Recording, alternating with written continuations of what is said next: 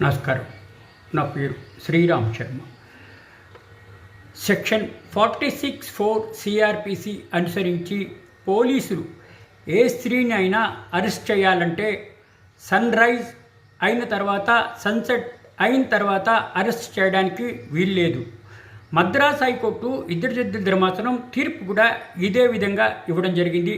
సూర్యోదయం అవ్వకముందు, సూర్యాస్తమం అయిన తర్వాత పోలీసులు ఏ స్త్రీని కూడా అరెస్ట్ చేయడానికి వీల్లేదు అని మద్రాస్ హైకోర్టు ఇద్దరు ధర్మాసనం Deepa versus Vijayalakshmi and others కేసులో 7/2/2025 నాడు ఇవ్వడం జరిగింది.